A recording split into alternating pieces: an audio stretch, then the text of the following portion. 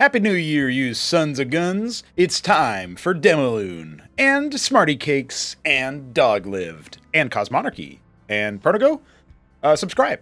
Let's go into this Protoss versus Protoss between none other than Honda Pablo up here in the top left as the... Ooh, what color is this? I'm going to say it is Glacial. Oh, it's electric blue. Protoss in the top left, and Doglived in the bottom right as the...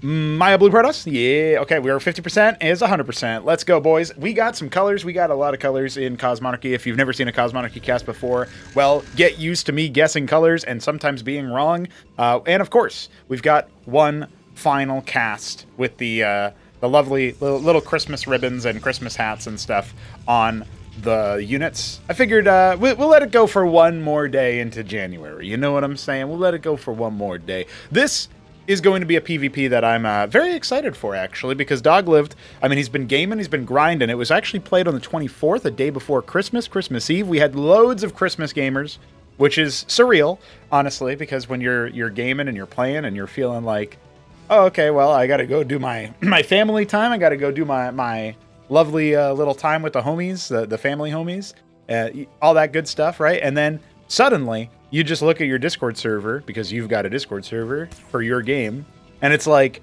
20 people in the chat, in the voice chat, just doing gaming. That's pretty cool, man. That's pretty sick. So I appreciate that quite a bit. And thanks to the homies for making that happen. So, ladies and gentlemen, we got him. It's going to be a 2-gate from Mr. Honda Pablo, also known as SmrtyCakes, but Doglived has been really enjoying his gate into Grand Library strategy. He did, in fact, defeat my Zeth-only build. And, yeah, even Arbu's spectating it up here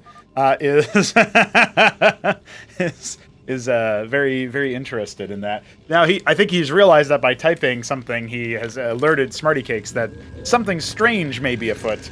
So he had to throw in the Monument of Sin. Although Arbu's is funny enough that he could very well just be the goober to be like, oh, yeah? Well, what about... Ooh.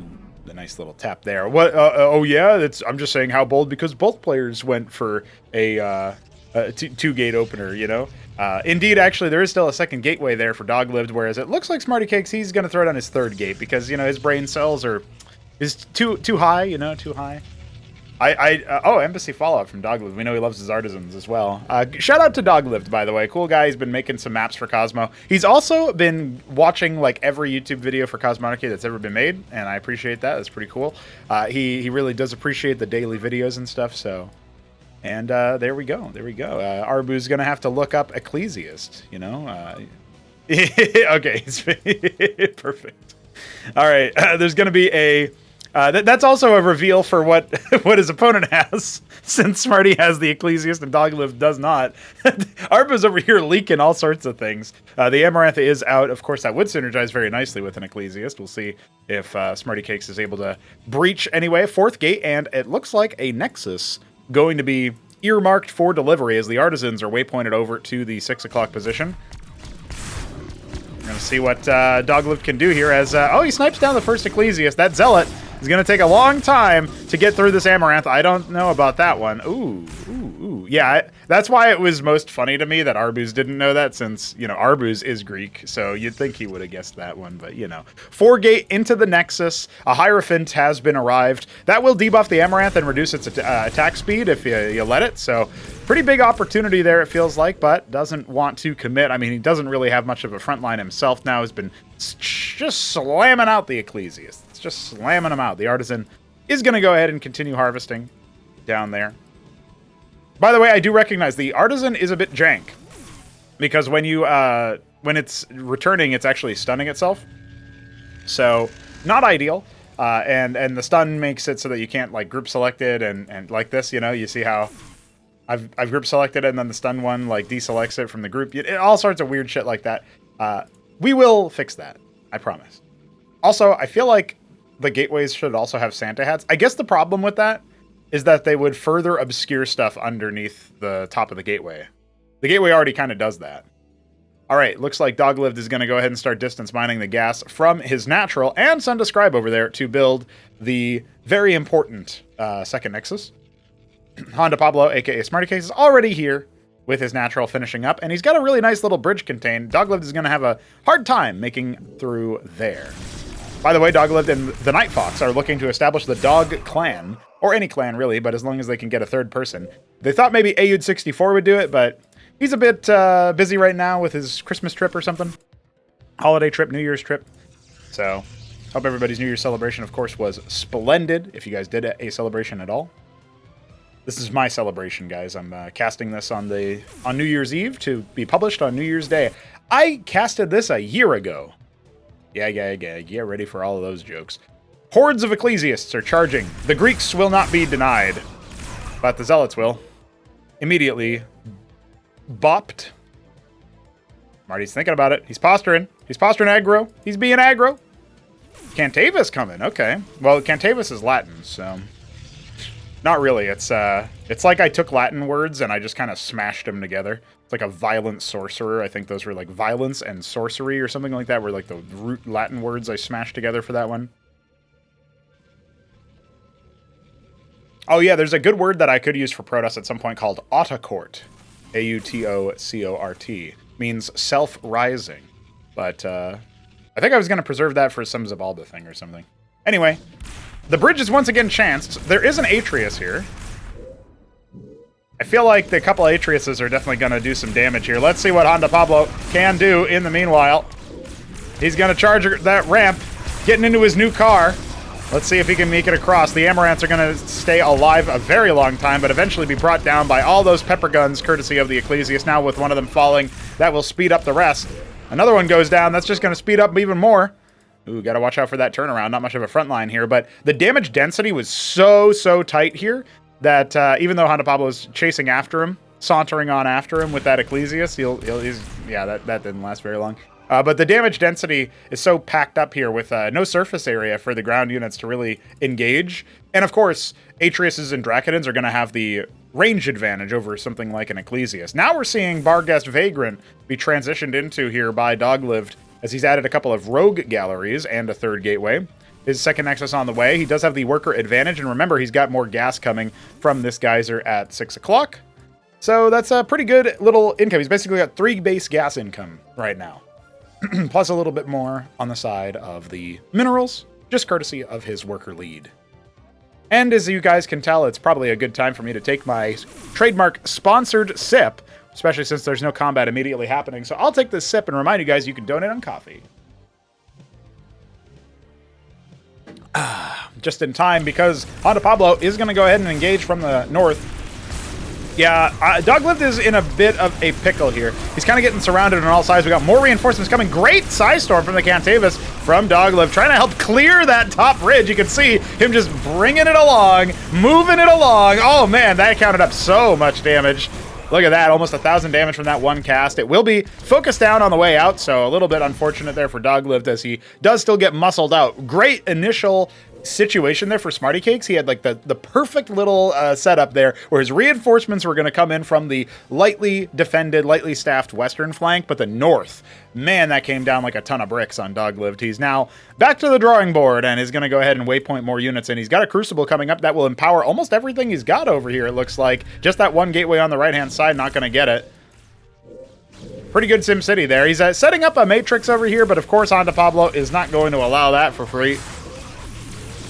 Just the one Dracodon. Just the one Dracodon scouting the third base setup. He does confirm nothing at the 3 o'clock, and so this will be an opportunity. Maybe he can commit most of his forces over here to try to muscle through on the rally point, but then he's got to watch out for the egress from the south. That's actually a small posture force from SmrtyCakes, and he comes on in here and starts to really heckle this position down because he kind of baited Doglived into coming down the ramp. He lost the cliff advantage. Now kind of just massing up again, just confirming what he's got. This is the army that we have here for SmrtyCakes. He's trying to sort of play, he's posturing a bit more aggressively than maybe he should be able to. But if this little isolated group of Striders can get isolated and killed, I don't know, that could be a good move. It looks like more Striders coming in. Dead Ecclesia speeding them up. Now they can withdraw and focus their fire. Not really doing so well right now for SmrtyCakes. He is being picked apart on multiple sides, courtesy of the Atreus, the Vagrants, that obviously do have to... Well, let's just say they've got 2 health bars, right? So you got to watch out for that. Only down to 9 Striders. He's got more coming in from the reinforcements, but he's got to go through all of those Vagrants just to get here. And as he's doing so, his Striders are collapsing. It's an utter, military wipe with no real economic harassment done. Doesn't really feel like it. Did not slow the 3rd base enough. He's picked a couple of Vagrants off in the process, but he committed his entire army there. And Doglived, with that Nexus finishing up at 6 o'clock, he is absolutely sitting pretty here. No 3rd base on the way for SmrtyCakes. He's got a couple idle workers, but that doesn't matter too much. He's just pure gateway man right now. 7 gateways. I was going to say on your screen. I don't know if I fit them all on the screen at one time. And look at the worker difference here. You know what I mean? Oh, no. He's done Todd fooled himself. Ah, what a foolhardy move.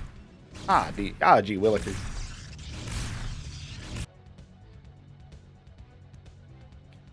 Well, the dust has settled as SmrtyCakes seems to be interested in containing the bridge. He knows that he's lost tempo at the 6 o'clock, and he didn't shut down the defenses coming out here.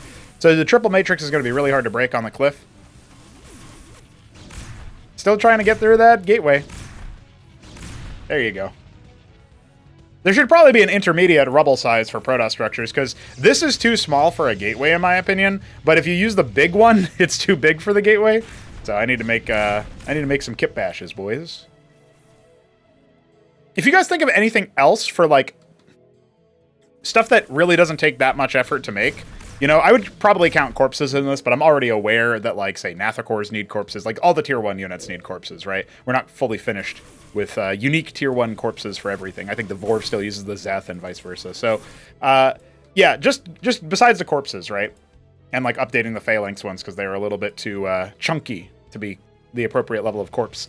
If you have your eyes on some audiovisual thing that could be solved with a kit bash, where I'm taking an existing art asset and butchering it into something new, like the rubble example, let me know what you guys think would be a good use for that. I was thinking kind of recently that we probably want a unique construction graphic for the Atlas and the Daedala at the start, so as soon as you scout it, And maybe that's also should be true for like the Ministry or something, and maybe really it should be true for everything, every individual structure, but let me know what you guys think, if there's anything that comes to mind. There's plenty of Stargates coming for SmrtyCakes, as he does have the 12 o'clock set up. He is not mining from it just yet. 4 Stargates coming. No, that's 3 in a Crucible? Yeah, okay. And then, of course, another Gateway. So he still has legs in this fight, but Doglived is definitely ahead economically. He has rebuilt his Cantavis as well. He's got plenty of gas, although he could be harvesting from the ridge, but not really that big of a deal right now. There was some discussion semi-recently with the fact that the ridge... Well, mining gas is pretty close to... it's like you're at 90% efficiency on 2 workers, and so we're thinking about either making it so that it's more like minerals, or it's just 100% efficiency with 2 workers. The Cantavis not getting anything done there, unfortunately, for Doglived, as he did get flanked from the east by all of those Striders. I thought the Architects would have been a good target there, but unfortunately right now Doglived is kind of caught between a rock and a hard place. His decision-making, he needs to decide which force of SmrtyCakes to focus down on. Gladius being started back at home for Smarty. He is dwindling. His forces are very, very low in number. Their days, indeed, are also numbered. No static defense over here to hold at the natural, by the way. Not that that's true for Doglived either way, but it's just a question right now. You can see he's trying to buy some time as he moves back to 12 o'clock, where a lot of idle workers exist. And only a few static defense structures, right? Just a couple of wardens. That's not going to be too useful in the fight. He's going to retreat up the ramp. This is a very committed position where he will be contained, and of course hemorrhage a few units due to that very, very good pathfinding. So as we're getting into a situation where SmrtyCakes is kind of be, potentially broken here by Doglived, it looks like he wants to attempt it. Our doggy boy doing his best to make it through. Now, the Barghest are going to get sniped down before they can really add too much value. The Vagrants do allow the rest of the force to get through, and now the Gladiuses with a flank of Zealots are absolutely adding a lot of bounces there. You can see immediately Doglived trying to, spread his moves going. He's got 4 Architects. Remember, back at home, he's got double Ardent plus a Crucible. Now here comes all of the Gladius, 7 Gladiuses. Could this be what SmrtyCakes needs. He needs those Zealots out as well to tank and absorb damage. He's already lost one of his Gladiuses, and of course, every time he falls back, the bounces cease to exist. The Striders from 12 o'clock have been cleared. This is all Smarty has now, and this could be his final stand. He's got more Zealots, more Gladiuses coming on in. They are being sniped down, it feels like. He's only got 8 left, and one of them very, very low, but you can see the bounces are starting to stack up. You gotta be watchful of this turn. Has SmrtyCakes done enough to hold? The Zealots come out of the gateways. They're ferociously stabbing those Striders, making sure that their master lives another second longer. Now the Architects are absolutely going to start falling, but the Gladius count it's not really been able to get to a superlative number just yet. It's still being managed, and the Nexus falls. No natural means that now Doglived once again seizes the economic advantage. With 3k minerals in the bank and 1,000 gas, he's got plenty to spare. Even though the Gladiuses have seemingly saved the day, and oh no, the Acantors, Iquare, not really going to be able to do too much here, as the Architects and the siege weapons are just going to be absolutely eviscerated. But he's done enough, you know? He's certainly done enough. His Vagrants are going to get a couple more economic kills here. And now the follow-up from Doglived. Oh, you know, the Striders are you know, better at dealing with this than Vagrants and than Servitors, you know what I mean? Like, that's definitely going to be a different situation. Now, Smarty needs to do a few things here. He needs to reset his natural immediately, and he needs to be able to do some kind of counterattack. But he anticipate Doglived moving to the 12 o'clock? I think he scouted up deep enough to realize there's only 2 Wardens there, and Smarty has not reestablished any forces. He's going to have to pull his force to defend 12 if he wants to stay alive. He's not reestablished his Nexus at his natural just yet. Does he immediately pull back? He does. So this Nexus will probably end up falling. I can't see a world where this paltry amount of Zealots over here are going to be able to stop the Servitors and the Vagrants from doing what they need to do, but the Gladiuses have started to arrive. They got hung up a little bit by reinforcements, further delaying the fact, yeah, that Nexus is going to go down. So this is another base snipe, and the Scribes are just going to come in and arrive and see, oh, Doglived's already taking the top right. He's also been putting a Nexus down at the 3 o'clock position. So as of right now, what I'm seeing is Smarty in a very, very difficult economic position. He might temporarily have a little bit of a military advantage with these Gladiuses, but Doglived can throw a lot cost inefficiently at his opponent right now. He has so many more active bases, and he's adding a Stargate of his own, probably for land effects, so seeing if he can get something down. A single Gladius has arrived down here, and it is doing some pretty good damage, starting to rack up the kills. This is something that it doesn't seem Doglived has noticed just yet. He's too busy trying to account for all of the other Gladiuses. There's 11 of them. Man, I believe at this point, 12 of them, in fact. I think at this point, this is a point where SmrtyCakes would look down at that and say, that's hot, because that is indeed a lot of kills. Now, flying into the natural, maybe he can get something done economically speaking. There are so many military units for Doglived, but he's got no air presence whatsoever, and he did not warp in any static defense. So now he's going to see if he can maybe pick this Nexus. He's definitely worried about the follow-up. Instead, this 9-kill Gladius has done a lot and is maybe pulled Doglived's entire army as a response. So he's not going to end up killing that Nexus. He does apparently kill this one with Scribes. Oh, and he catches a worker transfer over here. He's got to do so much more work. For SmrtyCakes to be able to win this, he has to do so much more work. Sure, he shut down the mining here, but, you know, this one finally gets got. Doglived's crisis response definitely could do a little bit more. You can see now, SmrtyCakes feeling empowered. Okay, maybe this is some of the work he can do. Remember, this is a depleted base. It doesn't matter quite as much. But right now, he's mostly going to be going after things like the pylons and the crucibles if he wants to try to depower this. The force is already standing here. Oh, no. Catching 2 of them just immediately. Not very ideal. Down to 10 Gladiuses. He's making 1 more. Remember, his eco is so poor compared to Doglived. And now, being caught out in the middle here by this patrol, another Gladius going down. Each loss feels like one that Smarty never truly recovers from. The Scribes transferring down here. Look at this. Smarty's going to be able to get a little bit more action. And of course, parking 1 over here. Why not? But this is where it matters. He's boxed in now. He's gone for the Artisan. Some of them are actually attacking. And the Gladiuses, another one falls. You know, that was still pretty good. Pretty cost efficient. Dude, Smarty needs to do that so many more times. You can see Doglived already cycling up ranged units over there. Artisans not able to defend themselves. Oh no, he pulls back just as the Gladius come back. Not exactly the move he wanted to do there. Distance mining is Smarty. Not putting down his Nexus just yet. couple Gladius come out. It doesn't feel like they should have... That definitely should have been with the rest of the army. That feels like a little bit of a whiff. I'm glad Arbuz was here to witness this.